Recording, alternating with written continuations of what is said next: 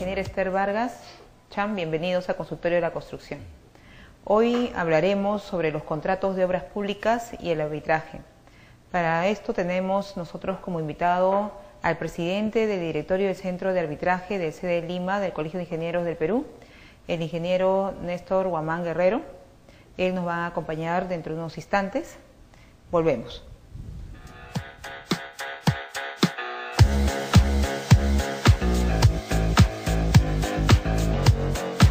Bien, estamos con el ingeniero Néstor Guamán Guerrero. Ingeniero, muy bien, bienvenido a Consultorio de la Construcción. Uno de los problemas que hay siempre en los contratos de obra son las controversias, ¿no? Y el tema que usted va a tratar hoy día es el que va a exponer el ciclo de conferencias. Queremos que usted nos dé unas palabras, un resumen de lo que va a haber en la conferencia que se está programando, ¿no? Así es, Esther. En primer lugar, permíteme agradecerte el hecho de poder nuevamente compartir algunos momentos con mis colegas, no solamente diría a nivel nacional, sino también a nivel internacional. Esto me parece que es un gran logro, es un gran avance para nosotros los ingenieros, que nuestro Consejo Departamental de Lima, bajo esta posibilidad, muchos de nuestros colegas pues estén al tanto de lo que se hace acá en el colegio. Entrando en sí a lo que es el tema, quiero referirte y también a los ingenieros que me están viendo en este momento, que el 19 de agosto, ya está muy próximo, el Centro de Arbitraje, el director del Centro de Arbitraje, hemos trabajado para poder presentar dos conferencias como inicio de nuestra gestión. Nosotros todavía tenemos escasos 2 meses en la gestión del Centro de Arbitraje y bueno, hemos entrado con mucho entusiasmo, con el interés de ver cómo podemos mejorar, digamos, esta parte de las controversias, que de paso es muy importante, ya que se refiere a la resolución de los conflictos que se presentan entre una institución del Estado y una empresa privada. Y en función de nuestra especialidad, básicamente lo que vemos es la parte de las controversias de obras, ¿no? Y también la parte de la consultoría de obras. Entonces, esto del centro arbitral, te comento como antecedente que es uno de los primeros centros arbitrales que se crean en el año 1999 en función a la ley de contrataciones, como veremos más adelante, que es una exigencia para las controversias de obras,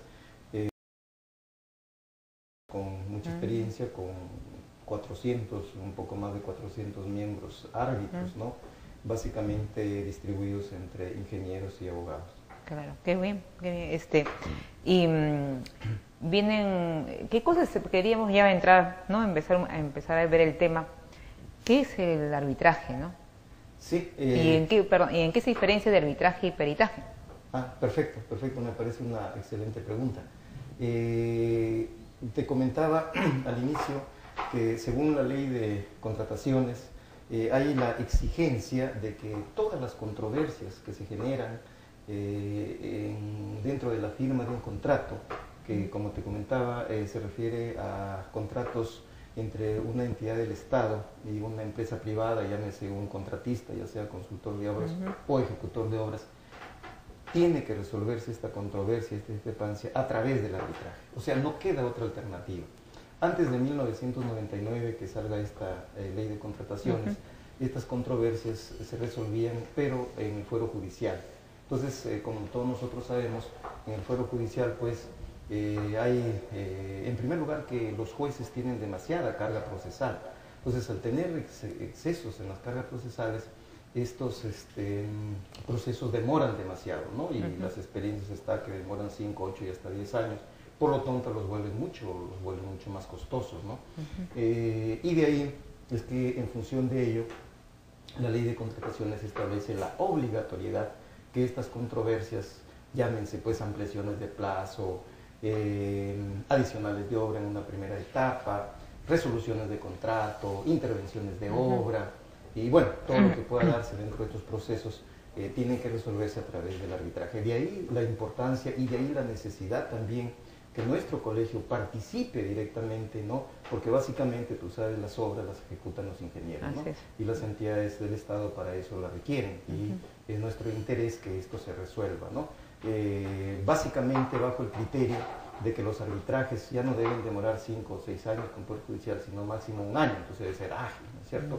En lo posible debe ser económico también si se hace en menor tiempo, y básicamente la transparencia, ¿no? Acá hay aspectos muy importantes, como es la transparencia en el arbitraje, como es la especialización de los árbitros, etcétera, etcétera. Claro, un poco para irte ya contestando la inquietud que tienes, te comento también que el arbitraje, ¿no? Es un mecanismo alternativo de resolución de conflictos, y en eso etapa está de acuerdo. Perfecto, sí, tiene ¿no? que estar de acuerdo. Si una de las partes no desea hacer arbitraje. Así es un acuerdo de parte, ¿no? De parte. Bueno, y un poco a tu pregunta, el arbitraje, ¿no? es obligatorio, fíjate tú, como ya lo decíamos, las partes delegan a un tercero, ¿no? Independiente y neutral, la solución de sus conflictos. Ese es un poco el concepto de lo que es el arbitraje, y las partes se obligan a cumplir lo que los tribunales arbitrales resuelven. Y si nosotros comparamos con el peritaje, ¿no? Son dos aspectos totalmente diferentes. El perito establece, digamos, su pericia en función también, pero en todo caso, en el caso del arbitraje viene a ser una ayuda, digamos, un apoyo, ¿no? Que piden los árbitros de peritos especializados, los cuales a través de pericios, de informes, ¿no? Establecen aspectos que van a ayudar, digamos, a resolver estos conflictos, ¿no? Ya. ¿Y cuáles son las normas, ¿no? que rigen el procedimiento arbitral? Como te comentaba, la ley de contrataciones, actualmente con modificaciones dentro del camino de los 10 años que ha tenido, tiene también un reglamento. Entonces ahí se establece todo el tema, digamos, del arbitraje, cómo resolverlo, y lo estaremos comentando más adelante. Sí quiero también hacer presente que nosotros los ingenieros actualmente ya no tenemos, digamos, la obligatoriedad solamente de ser buenos técnicos, sino que también debemos conocer otros aspectos como son los que estamos conversando, ¿no? Sin necesidad de ser especializados en derecho. Claro. ¿Por qué te comento esto? Porque, fíjate, no solamente es la ley de contratación en la que establece, por ejemplo, cómo llevar un cuaderno de obra, cómo ser un buen residente de obra, qué exigencias hay para un supervisor de obra, qué hacer cuando se pide una ampliación de plazo, que lo vamos a comentar de forma rápida. Ya no es suficiente. O sea, no es suficiente que seamos buenos técnicos, ¿no? Que tenemos que conocer estos aspectos. Tener conocimientos, ¿no? legales. Y que complementariamente debemos requerir, inclusive, no solamente el conocimiento de la ley, sino, fíjate, tenemos, por ejemplo, el decreto legislativo 1071, que es el que norma el arbitraje, digamos, como una cuestión general. O sea, independientemente del que corresponde a nuestra ley, que es el 1017, ¿no? Independientemente de él, tenemos, antes se le llamaba la Ley General de Arbitraje, ahora se norma a través del decreto legislativo 1071, donde se establece inclusive arbitrajes nacionales e internacionales. Pero además de ello, inclusive tenemos que saber la normatividad de la Contraloría General de la República, ¿no es cierto? Y aunque no nos parezca muy común y de repente muy cercanos a estas posibilidades, ahora sí tenemos que hacerlo, tenemos que conocer inclusive algo del Código Civil, ¿no? Si nosotros queremos resolver una controversia relacionada con una ampliación de plazo, por ejemplo, que uno de las causales es el caso Fuertito, fuerza mayor, lamentablemente nuestra ley especializada no te dice cómo resolver un conflicto de caso Fuertito. Entonces tenemos que irnos al Código Civil, que son los 2 artículos del Código Civil, a través del cual resolvemos estos problemas. Entonces, yo, aprovechando esta oportunidad, quiero exhortar a mis colegas, a mis amigos ingenieros, ¿no? Que debemos tener presente ello. Si queremos ser buenos residentes de obra, buenos ejecutores de obra, resolver adecuadamente los conflictos que se van a presentar en ello, necesariamente tenemos que entrar en este tema de la normatividad, ¿no es cierto?, relacionada pues con el arbitraje. Los cuadernos de obra son importantes, ¿no? Sí, como dicen sí, también. Sí, en base a eso eso es un punto importante, ¿no? Para que pueda. Definitivamente, ya que has tocado el tema de cuaderno de obra, como podemos ver en la lista. ¿Esto dónde está establecido? Justo en la ley de contrataciones. Entonces la ley de contrataciones dice, señor ingeniero, usted para ser un buen residente de obra, un supervisor de obra, necesariamente, por ejemplo, tiene que conocer y tiene que saber llevar ordenadamente un cuaderno de obra. Tiene que usted saber qué anotaciones hace en su cuaderno de obra, ¿cierto? De tal forma que las ocurrencias y todos los aspectos relacionados. El cuaderno de obra es un instrumento muy importante, como lo digo acá. El uso correcto y la correcta anotación del cuaderno de obra son por lo general factores determinantes en el resultado del arbitraje. Entonces, el contratista que no tiene un profesional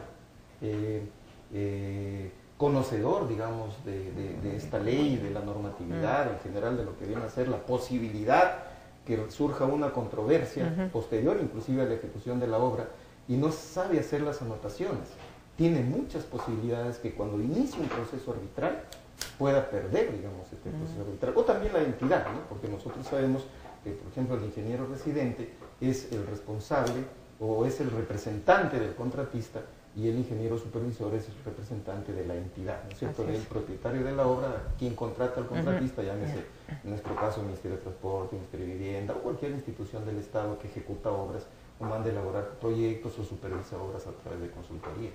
Bien, regresamos dentro de unos instantes. Gracias.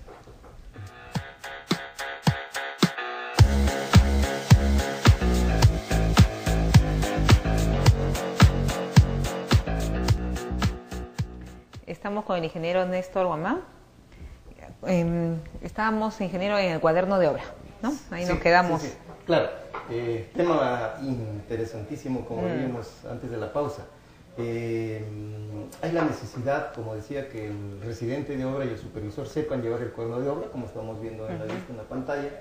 Este tiene que estar conformado por un original más 3 copias. Hay un tema interesante ahí en el sentido de legalizar, si legalizar o no legalizar el cuaderno de obra. Antes, cuando teníamos el RUCOP, que era el Reglamento Único de Licitaciones y Contratos Públicos, se exigía regularizar el cuaderno. Ahora ya no se exige. Entonces, eso es importante que los ingenieros, los contratistas, las entidades lo sepan, ¿no?